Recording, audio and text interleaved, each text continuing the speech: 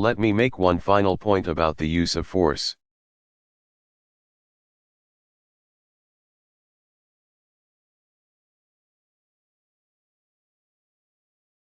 Even as we make difficult decisions about going to war, we must also think clearly about how we fight it.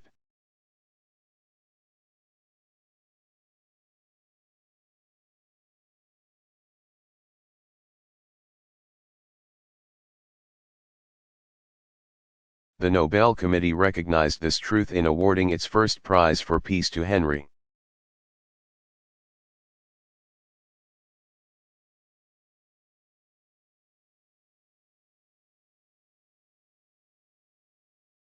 Dunant, the founder of the Red Cross, and a driving force behind the Geneva Conventions.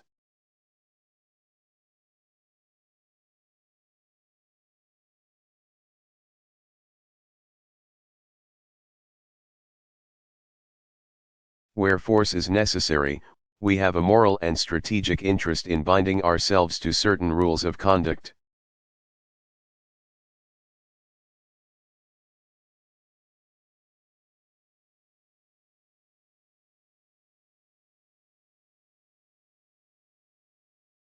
And even as we confront a vicious adversary that abides by no rules.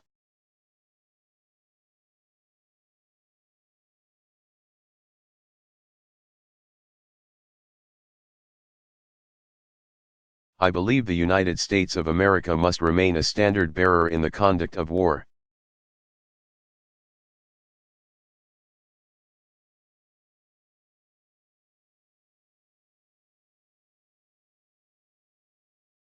That is what makes us different from those whom we fight.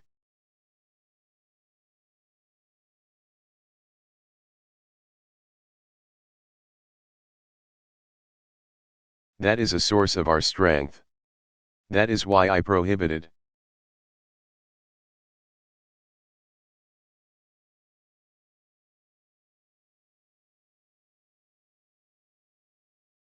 Torture. That is why I ordered the prison at Guantanamo.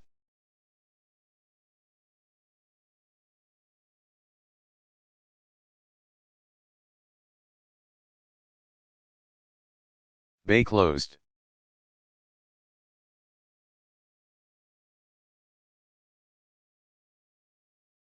And that is why I have reaffirmed America's commitment to abide by the Geneva Conventions.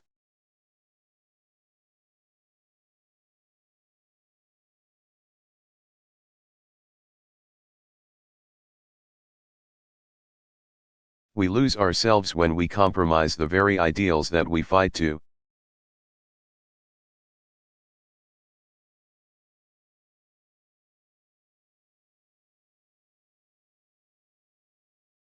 Defend.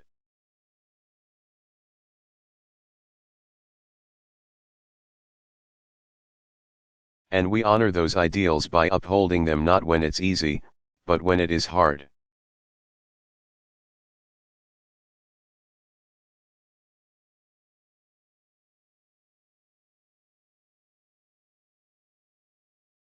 I've spoken at some length to the question that must weigh on our minds and our hearts as we choose to wage war.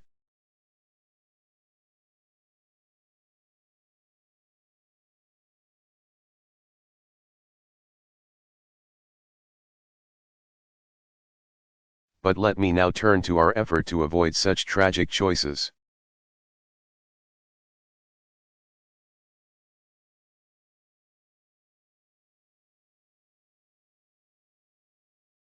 And speak of 3 ways that we can build a just and lasting peace.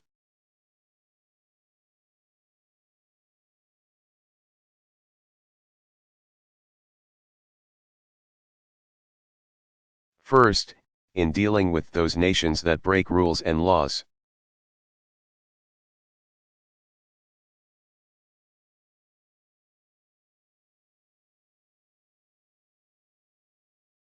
I believe that we must develop alternatives to violence that are tough enough to actually change behavior.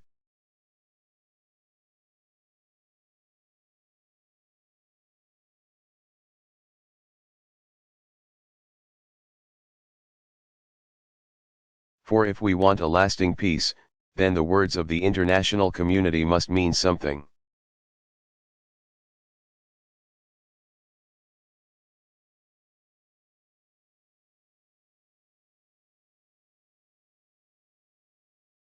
Those regimes that break the rules must be held accountable. Sanctions must exact a real price.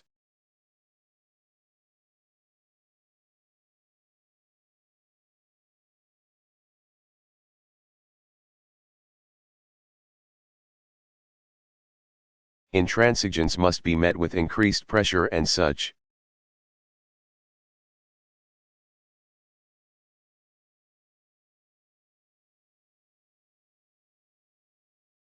Pressure exists only when the world stands together as one.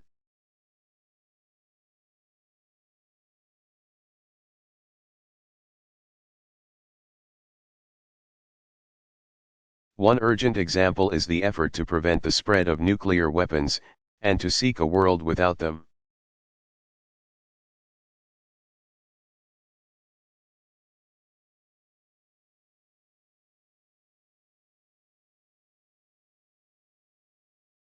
In the middle of the last century, nations agreed to be bound by a treaty whose bargain is clear.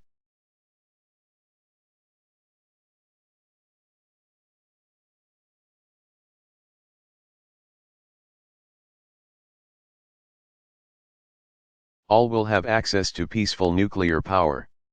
Those without nuclear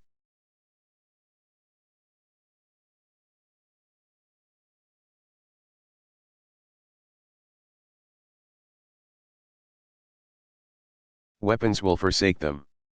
And those with nuclear weapons will work towards disarmament.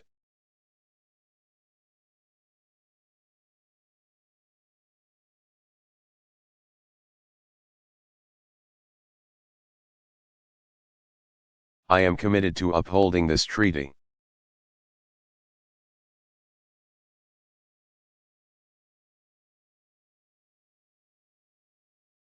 It is a centerpiece of my foreign policy.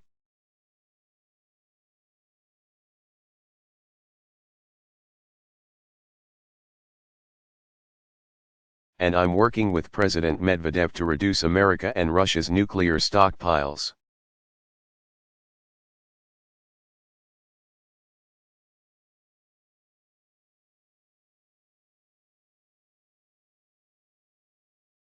But it is also incumbent upon all of us to insist that nations like Iran and North Korea do not game the system.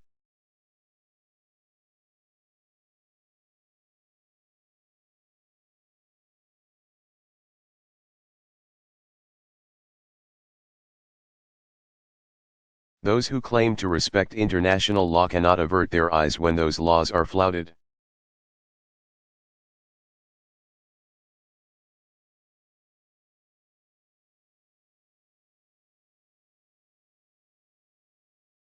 Those who care for their own security cannot ignore the danger of an arms race in the Middle East or East Asia.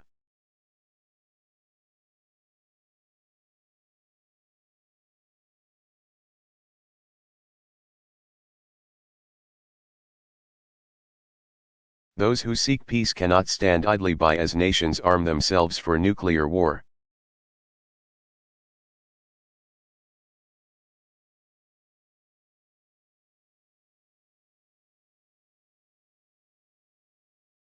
The same principle applies to those who violate international laws by brutalizing their own people.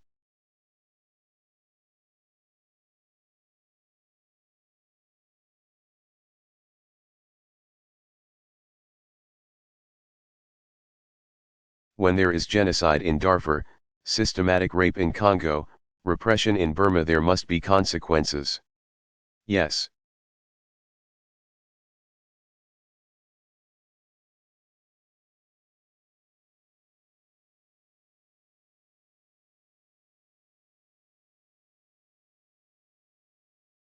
There will be engagement. Yes, there will be diplomacy. But there must be consequences when those things fail.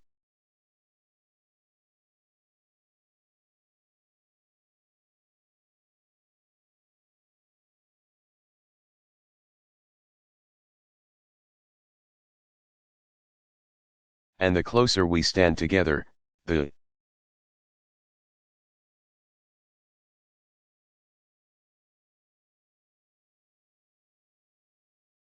less likely we will be faced with the choice between armed intervention and complicity in oppression.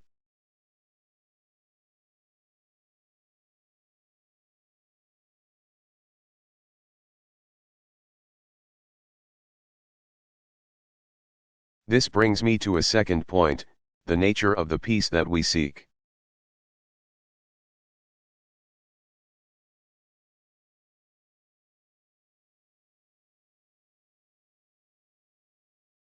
For peace is not merely the absence of visible conflict.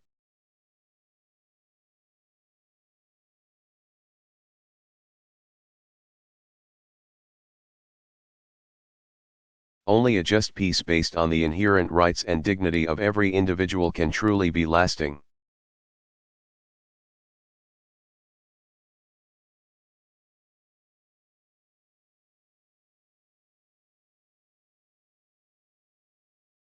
It was this insight that drove drafters of the Universal Declaration of Human Rights after the Second World War.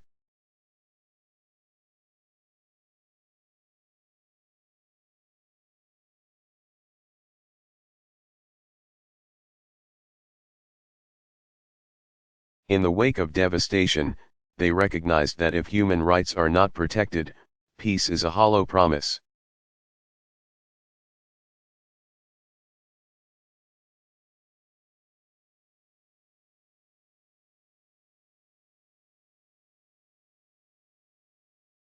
And yet, too often these words are ignored.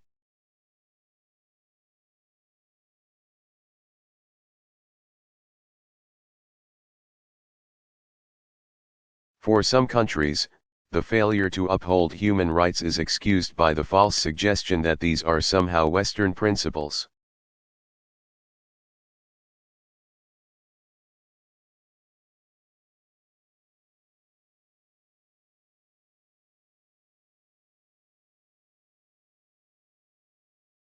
Foreign to local cultures or stages of a nation's development.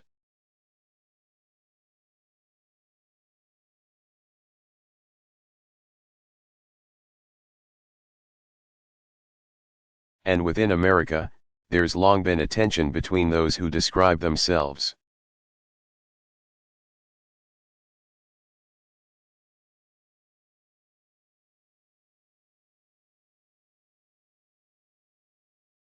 as realists or idealists, a tension that suggests a stark choice between the narrow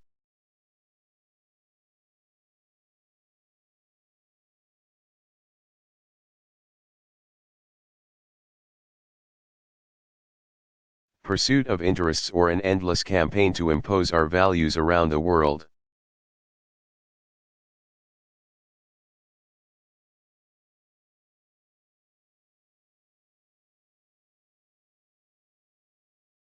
I reject these choices.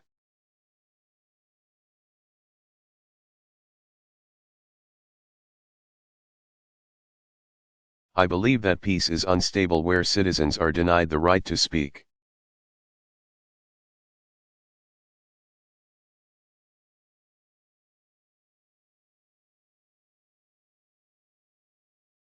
Freely or worship as they please.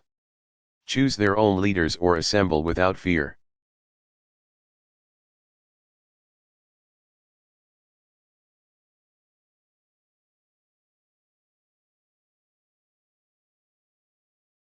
Pent-up grievances fester, and the suppression of tribal and religious identity can lead to violence.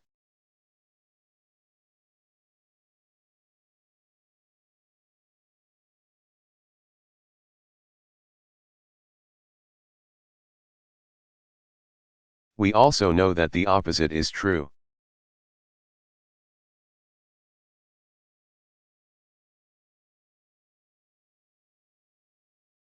Only when Europe became free did it finally find peace.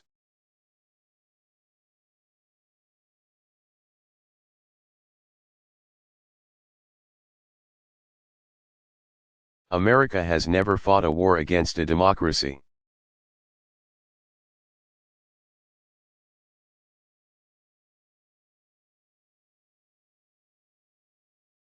And our closest friends are governments that protect the rights of their citizens.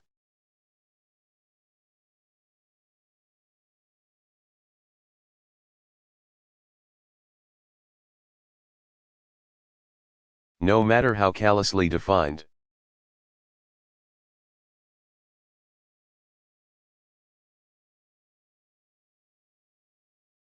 Neither America's interests nor the world's are served by the denial of human aspirations.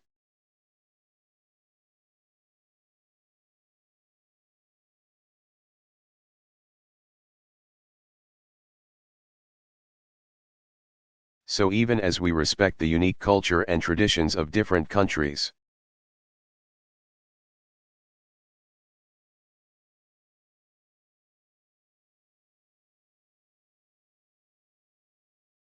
America will always be a voice for those aspirations that are universal.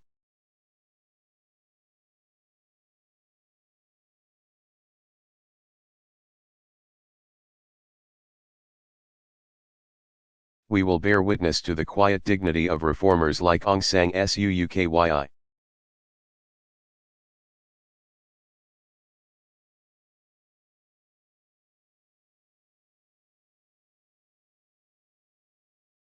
To the bravery of Zimbabweans who cast their ballots in the face of beatings.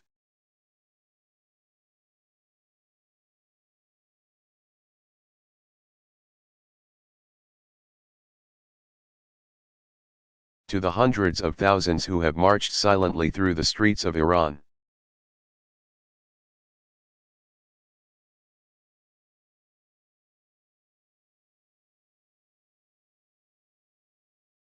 It is telling that the leaders of these governments fear the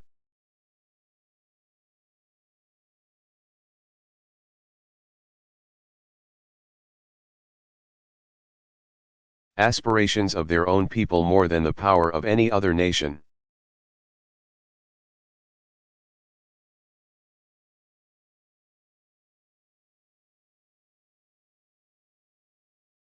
And it is the responsibility of all free people and free nations to make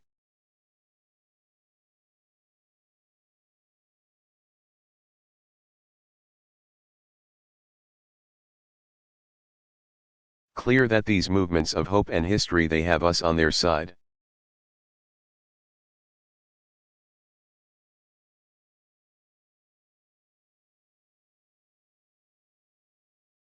Let me also say this, the promotion of human rights cannot be about exhortation alone.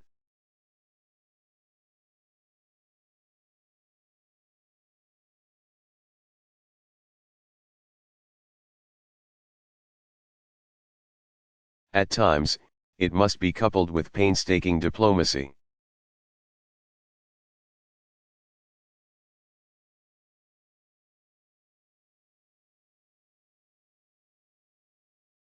I know that engagement with repressive regimes lacks the satisfying purity of indignation.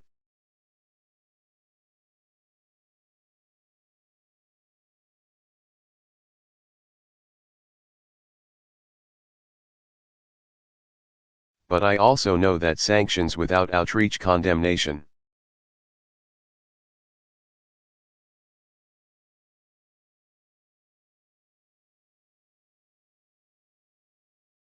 Without discussion can carry forward only a crippling status quo.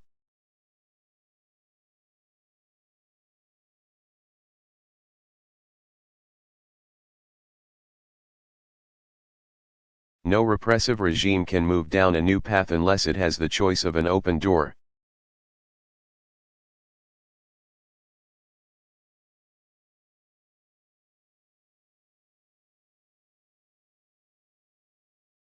In light of the cultural revolution's horrors,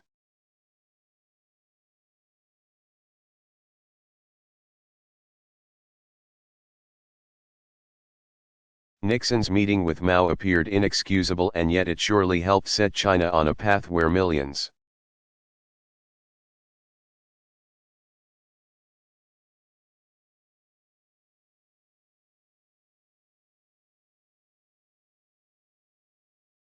of its citizens have been lifted from poverty and connected to open societies.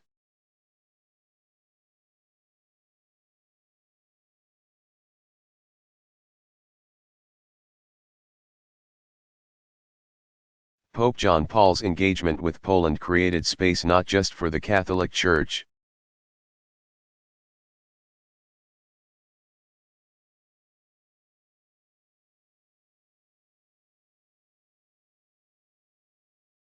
but for labor leaders like Lech Walesa.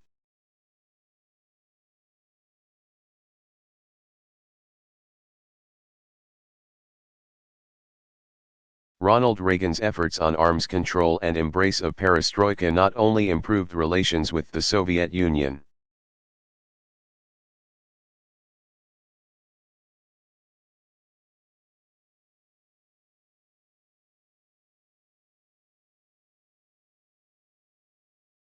but empowered dissidents throughout Eastern Europe. There's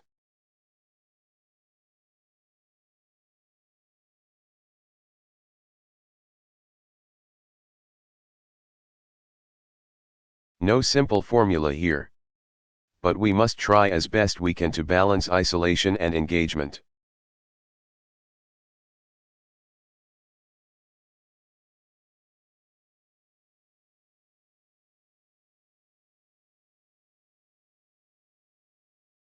Pressure and incentives, so that human rights and dignity are advanced over time.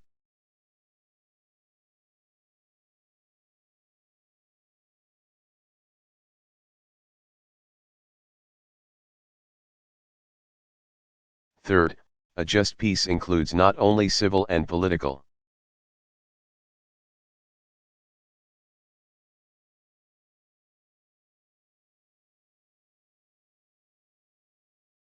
rights, it must encompass economic security and opportunity.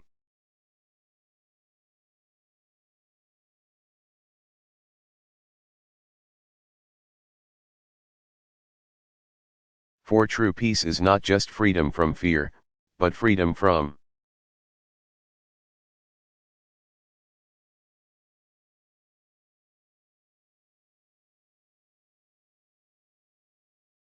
want.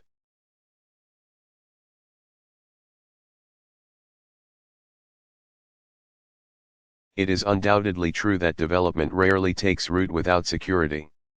It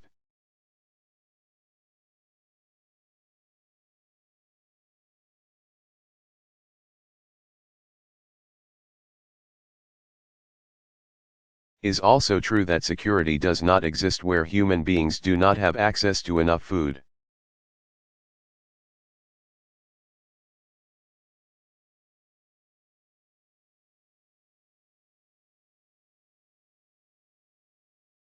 Or clean water, or the medicine and shelter they need to survive.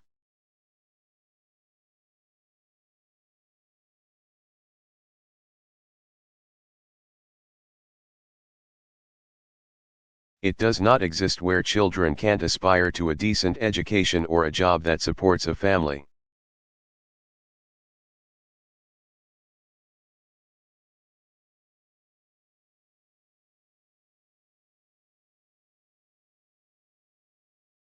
The absence of hope can rot a society from within.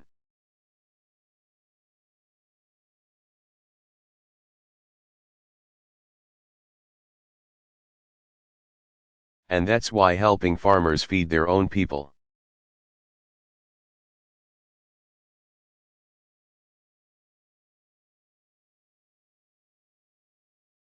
or nations educate their children and care for the sick, is not mere charity.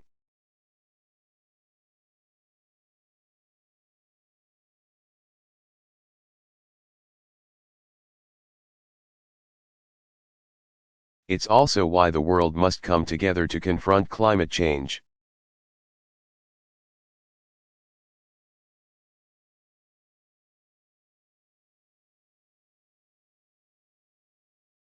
There is little scientific dispute that if we do nothing, we will face more drought.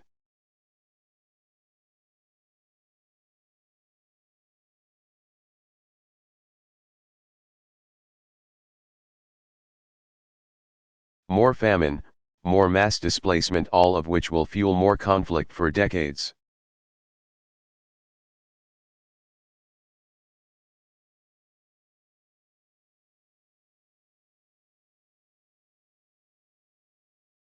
For this reason, it is not merely scientists and environmental activists who call for swift and forceful action.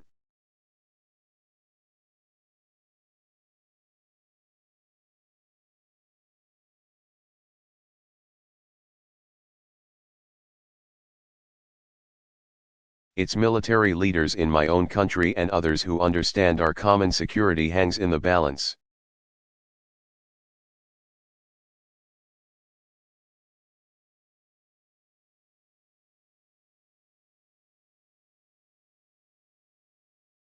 Agreements among nations.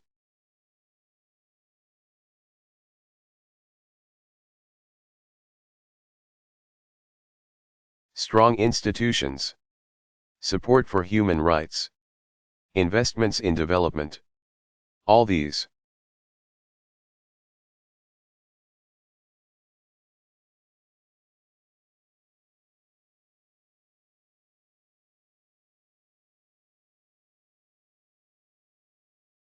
are vital ingredients in bringing about the evolution that President Kennedy spoke about.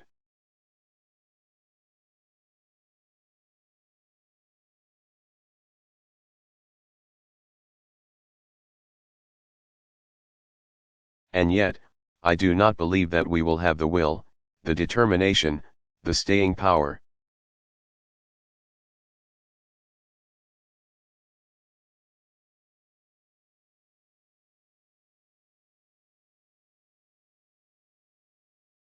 To complete this work without something more.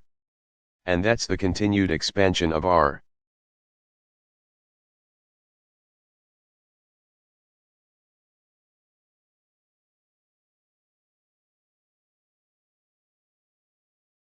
moral imagination and insistence that there's something irreducible that we all share.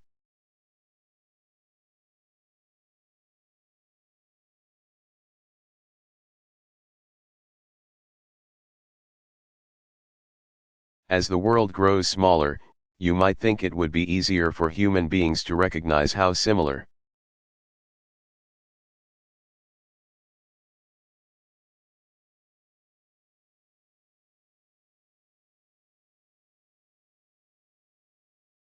we are to understand that we're all basically seeking the same things.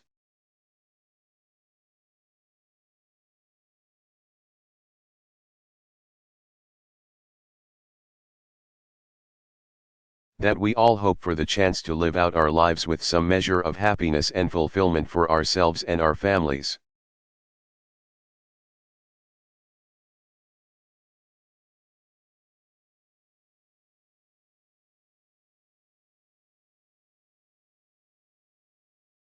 And yet, somehow, given the dizzying pace of globalization, the cultural leveling of modernity,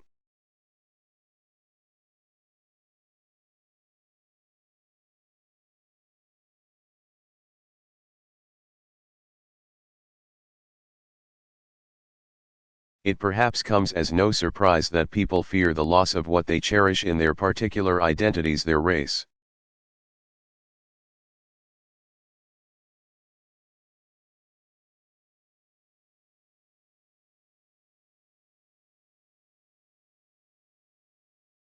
Their tribe, and perhaps most powerfully their religion.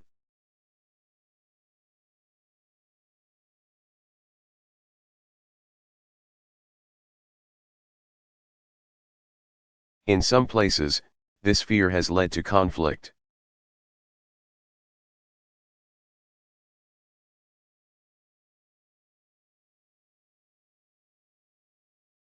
At times, it even feels like we're moving backwards.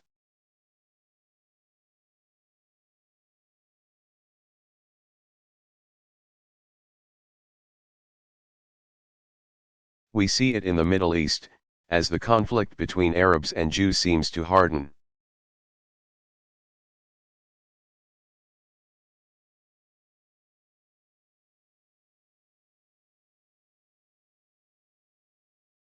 We see it in nations that are torn asunder by tribal lines.